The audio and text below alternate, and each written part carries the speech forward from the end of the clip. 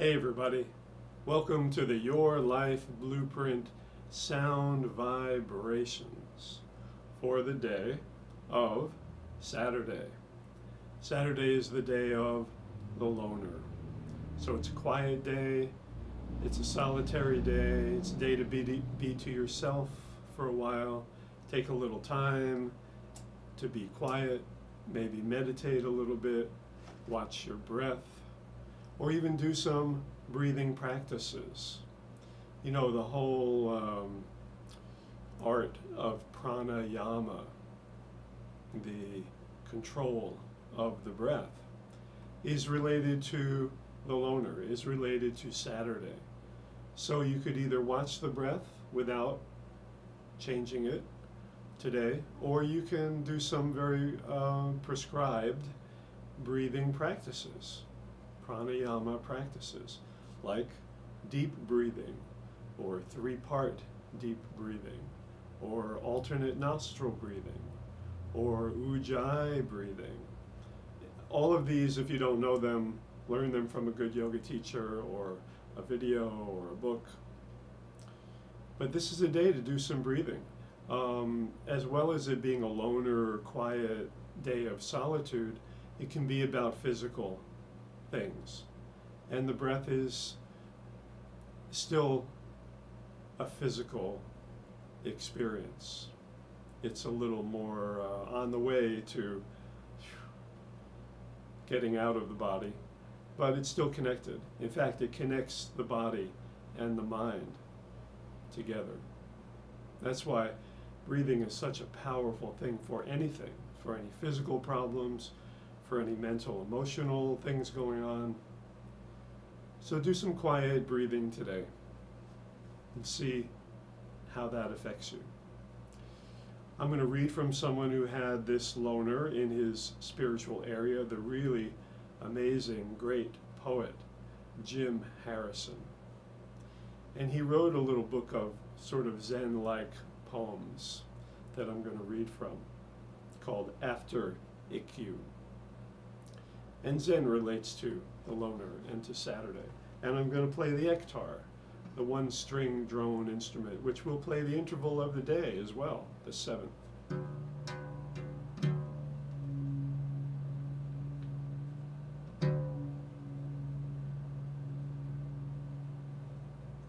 Talk to the God of hosts about the Native American situation, and he said, everything's a matter of time. That though it's small comfort, the ghosts have already nearly destroyed us with the ugliness we've become. That in a few hidden glades in North America, half-human bears still dance in imperfect circles.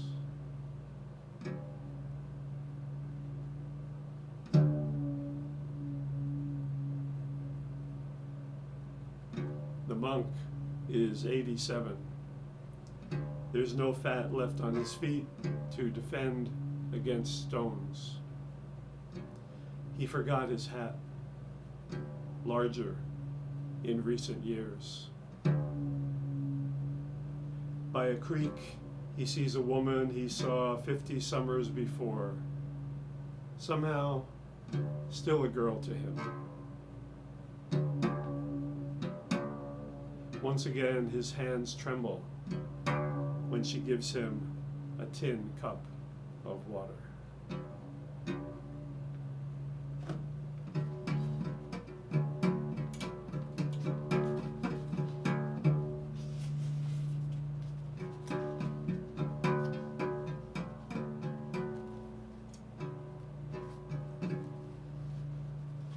This adobe is no protection against the flossy sweep of stars that in recent nights burn pinprick holes in my skin, mostly in the skull, despite my orange stocking cap, hunter's orange, so you won't get shot by other hunters. A color the stars readily ignore with beams of white fire. O stars, you forsaken sons. O stars, you forsaken sons.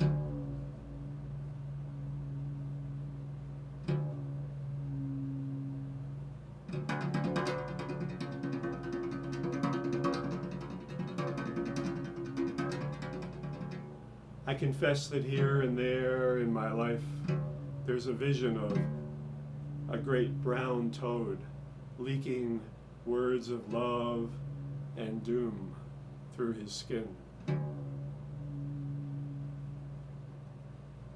Things that would kill anyone given time. His words tinged as they are with the shapes of death.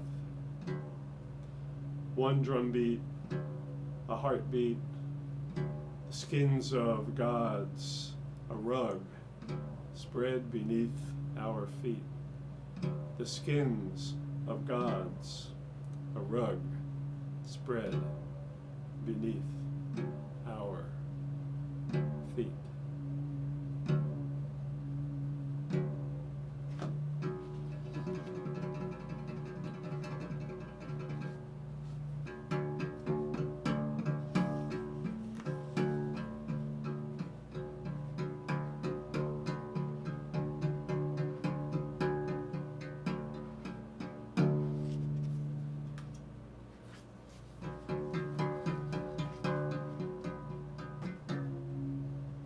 If that bald head gets you closer to Buddha, try chemotherapy.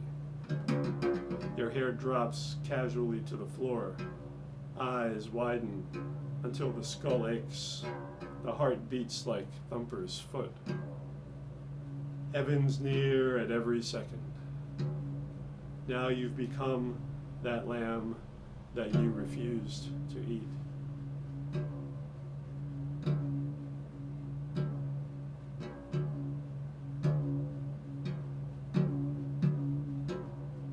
I haven't accepted the fact that I'll never understand the universe that I saw clearly for the first time from our roof at 19 in miniature Kensho.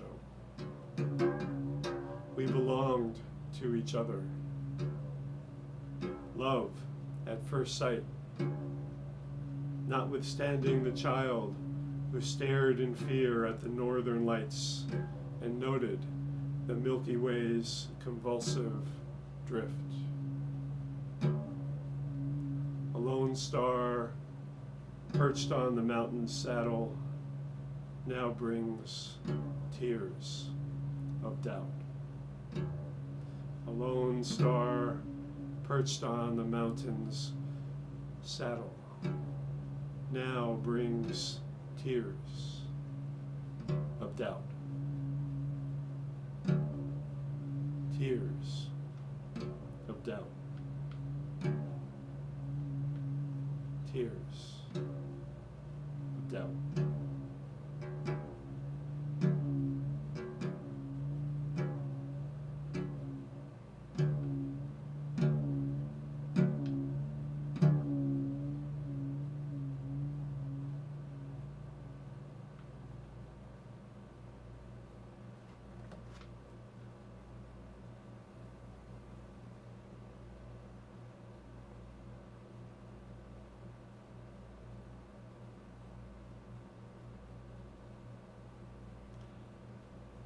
Have a nice, quiet, loner day, everybody.